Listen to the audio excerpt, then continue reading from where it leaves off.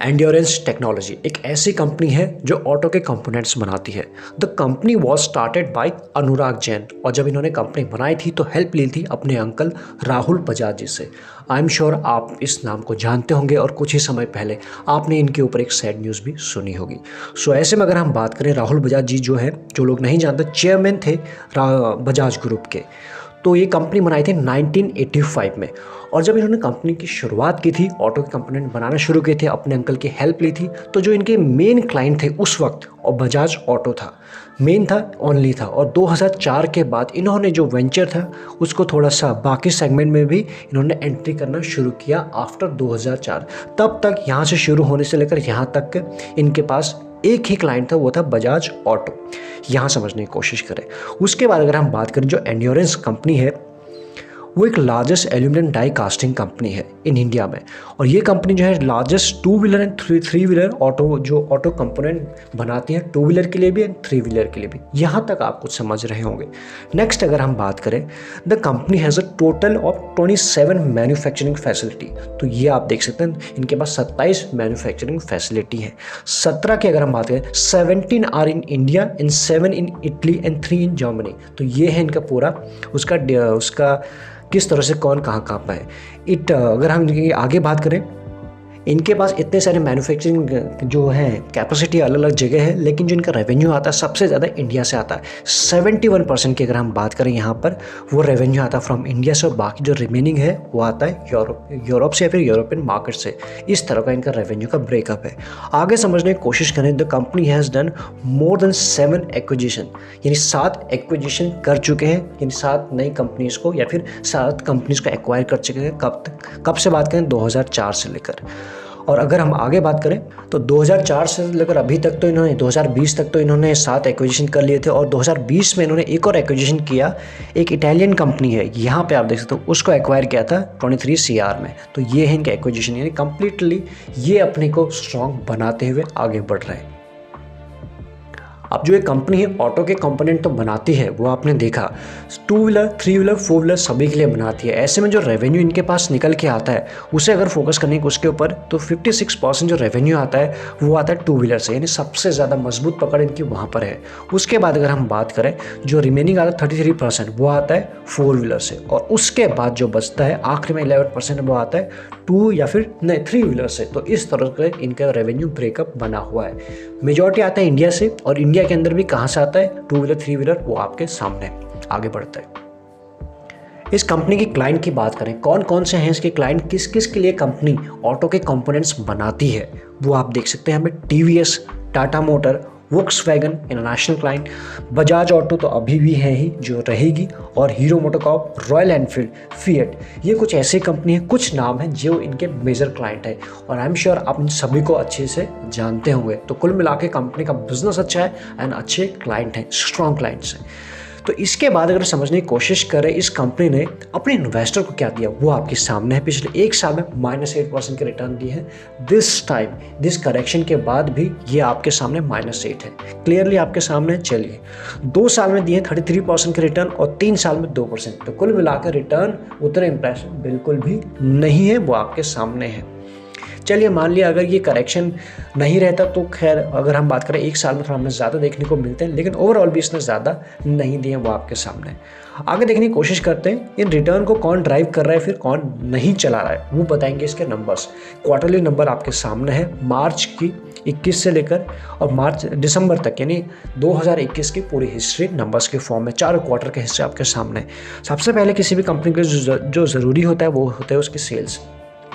तो सेल्स जो इसके मार्च में थी वो थी 2000+। उसके बाद ये डिप आया, यहाँ पे फिर कुछ रिकवरी होने की कोशिश की, यहाँ से ज़्यादा था, और वापस से ये उसी लेवल के आसपास है, यानी कि इस कंपनी की सेल्स पे अभी तक मार्च में पहुँच नहीं पाई है। लेट्स सी कि इस बार के क्वार्टर में कैसे निकल के आती है। तो ये तो हमें कंटिन्यूसली डिप देखने को मिल रहा है। यहाँ है तो ऑपरेटिंग प्रॉफिट की बात करें 332 के आसपास से ये हो, बीच में 244 260 और वापस से यहाँ पर भी काफ़ी कम है। और नेट प्रॉफिट 187 से लेकर 95। तो कुल मिला के हमें चारों क्वार्टर में डिप देखने को मिला है। फिर चाहे हम इसमें ग्लोबल फैक्टर एड ऑन कर दें या बाकी कोरोना की चीज़ें कर दें या डिमांड की बात कर लें या फिर बाकी चीज़ें जिस तरह से महंगी वो सब एड ऑन करने, उस सभी का निचोड़ जो होता है वो आपको क्वार्टरली रिजल्ट के बेसिस पे देखने को मिल रहा है। अच्छा, जो ये क्वार्टरली रिजल्ट आए हैं, क्या ईयरली बेसिस पर जो इस कंपनी ने ऐसे ही नंबर पोस्ट किए हैं, वो आपके सामने 18 से लेकर 21 तक का, यानी पिछले 4 सालों का इतिहास आपके सामने है। इतिहास देख लीजिए, 6000 प्लस थी इसकी सेल 2018 में यानी 2018 में, एंड ये अभी हुई है।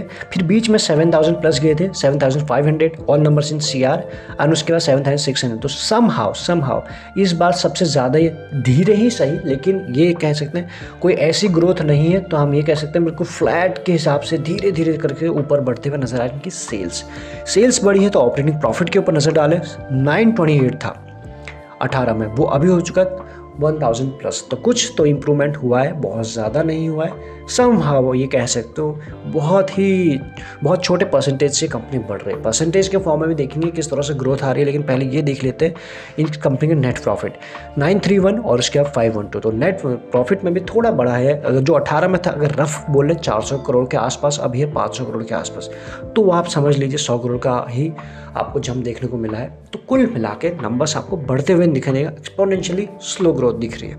आगे देखते हैं 5 साल में, 3 साल में, 1 साल में इस कंपनी की ग्रोथ किस परसेंटेज में बढ़ रही है। सेल्स की हम बात करें और प्रॉफिट की। पहले सेल्स जो इसकी बढ़ रही है फिर घट रही है। 5 साल में 6% पॉजिटिव है, 3 साल में 2% और 1 साल में। यही वो चीज़ें हैं जिसकी वजह से हमको क्वार्टरली रिजल्ट में भी डिप देखने को मिला। लेकिन जिस तरह से चीज़ें गई थी डिप में, वहाँ से रिकवर हो गई, वो अच्छी बात है। और प्रॉफिट ग्रोथ की अगर हम बात करें 14%, 13% और माइनस है। तो कुल मिला के ये 1 साल में तो यहाँ पर पूरा माइनस छाया हुआ है। अब इसके बाद ये है कि आने वाले क्वार्टर तक किस तरह से चीज़ें रिकवर होती हैं या फिर नहीं होती, या फिर ऑटो कंपोनेंट कंपनी में अभी भी ये जो कंपनी मैन्युफैक्चर करती है इस पर प्रेशर देखने को मिलता है। तो टाइम बता देगा, लेकिन नंबर आपको ये बता रहे हैं पुअर है। बात करें इसके ROE ROC, इसके ऊपर भी बात कर लेते हैं। ये आपको ठीक ठाक से कैटेगरी में देखने को मिल रहा है। वाव के कैटेगरी में नहीं है, गुड टू ओके कैटेगरी में अभी भी आते हैं। 17, 18, 16 ये है पिछले 1, 3, 5 साल का। और वही ROC की बात करें 22 ओके टू गुड, 24 गुड और इसके बाद ओके टू गुड। तो कुल मिला के ये तो आपको ठीक ठाक दिख रहे हैं, लेकिन ग्रोथ और बाकी नंबर में भी आपको पॉजिटिव ही चीज़ें देखने को मिली जो आपने ईयरली क्वार्टरली पर देखी, लेकिन ग्रोथ के परसेंटेज वो आपने यहाँ पर देखे थे। आगे बढ़ते हैं। शेयर होल्डिंग पैटर्न की अगर बात करें, शेयर होल्डिंग पैटर्न इस कंपनी का बड़ा ही मजबूत है। सबसे पहले अगर हम बात करें किसी भी कंपनी पर, उसके प्रमोटर का भरोसा है नहीं है, या उनके पास कितने, अगर वही माल बेच के निकल रहे हैं तो समहाउ वो कुछ ऐसा जानते हैं जो हम और आप नहीं जानते हैं, या फिर कोई और रीज़न हो सकती है, या फिर डेट हो सकता है, प्लेजिंग हो सकती है, कुछ और इसमें देखने की कोशिश करता है। 75 प्लस है, जो 75 डॉट है। इन जो नियम है कि जो प्रमोटर 75 रख सकते हैं, तो वो एज पर द सेवी नियम तो उतना रखा है, ये ठीक हो गया। FIs की बात करें 9.85, फिर यहाँ पर इस क्वार्टर में बात करें जून के क्वार्टर में थोड़ा सा कम हुआ था, उसके बाद 8 और कम, और ये तो कुल मिला क्या बता रहा, FIs धीरे धीरे करके इसमें प्रॉफिट बुकिंग करते गए ऊपर के लेवल पर। पिछले 3 क्वार्टर का तो यही बता रहा है। लेकिन DIs ने किया, DIs ने 13 अच्छी होल्डिंग है, 15.33 और उसके बाद 15.66। तो हर क्वार्टर में धीरे धीरे करके ये इसमें अब माल कुछ ना कुछ छोटे क्वांटिटी में ऐड ऑन करते गए। ये एक अच्छी बात हो जा रही है यहाँ पर। तो पॉजिटिव क्या है शेयर होल्डिंग पैटर्न में, एक तो प्रमोटर की होल्डिंग और उसके बाद DIs का एक्शन पॉजिटिव वे में बना हुआ है। और ऐसे में FIs के बाद अगर हम पब्लिक की बात करें, पब्लिक का जो है ज़्यादा इंटरेस्ट इस कंपनी में अभी तक नहीं बना हुआ है, क्योंकि जो मेजोरिटी है वो तो प्रमोटर के पास ही है। बाकी जो छोटी होल्डिंग बची है FIs DIs के पास, 2% भी पब्लिक की होल्डिंग नहीं है इस कंपनी में। रीज़न पब्लिक का अपना हो सकता है, लेकिन जो चीज़ है वो आपके सामने। दूसरी अच्छी चीज़ जो है, प्लेज कोई भी नहीं रखा है, प्रमोटर ने कोई भी शेयर प्लेज नहीं रखा है, ये एक अच्छी बात हमारे लिए हो जाती है। नाउ अगर हम बात करें FIs DIs के बाद, कुछ म्यूचुअल फंड भी हैं जिन्होंने इस कंपनी में इन्वेस्ट किया हुआ है। उसके बाद अगर हम बात करें Invesco India mid cap fund direct growth, उनकी इन्वेस्टमेंट है 2.24%।